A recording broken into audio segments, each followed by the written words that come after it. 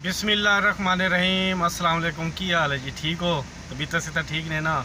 उम्मीद करदा तुसीं सारे ठीक होगे। तो जेडे बीमार ने दुआ करते हैं अल्लाह ताला उन्होंने शफा दे। मैं क्या जी मोहम्मद इमरान, तो तुसीं देख रहे हो मेरा यूट्यूब चैनल डेली पंजाब 188 तो फेसबुक इमरान IMC। तो जुमेरात का दिन तो ताइफ वास्ते जा रहे हैं।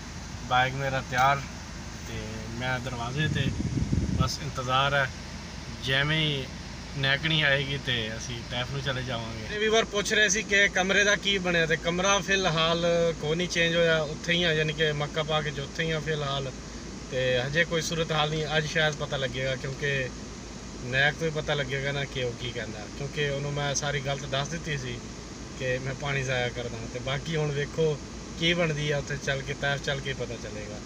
कल वाले व्लॉग तुहानूं इंशाल्लाह दसांगा अगर उन्हें अज गल की तो जो भी करेगा मैं थोड़ा फिर जरूर आगाह कराँगा। हाँ जी, मेरी गड्डी भी 40,000 चल चुकी है। देखो जी 40,000 ते 11 किलोमीटर सफ़र कर लिया गड्डी ने, बड़ा सफ़र कर लिया जी गड्डी ने, नाल मैं भी किया है। हाँ जी खैर खैरियत नाल ताइफ पहुँच आए हैं माशाल्लाह जी। तो मौसम बड़ा प्यारा, थोड़ा पता ताइफ का ठंडा मौसम, ठंडी हवा चल रही है। दोपहर का टाइम फिर भी ठंडी हवा चल रही है, यानी कि 3 बजे असी पहुँचे हैं।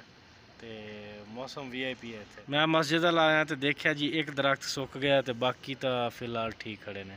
वो वाला भी ठीक है, ये सुक गया तो पर वो वाले भी ठीक खड़े, लेकिन एक सुक गया, इन्हों पता नहीं की हो गया, इन्होंने तो कट दिता गया जी। हाँ जी हुण लैन गया सी खाना नैकां दा, नैकां नूं भुख लग गई तो इन्ने बेसब्रे हो जाते कि मैं होटल तो निकल रहा सी तो मैसेज आन लग गए कि खाना ले लिया कि नहीं लिया। मैं पता नहीं खाना लैन गया सी या सौन गया सी उत्ते, तो अल्लाह ही जानदा वा। तो तारक भाई चाय बना रहे ने VIP, तो हम चाय पीवांगे तो फिर बस फिर की करांगे, फिर वीडियो अपलोड कर देंगे। चाय VIP बनानी है, ठीक है ना? नहीं तो सिर कलम से नीचे उतरे तो मुझे बताना। चलो जी चाय इंजॉय करते हैं असी, तो तुसी करो वीडियो इंजॉय।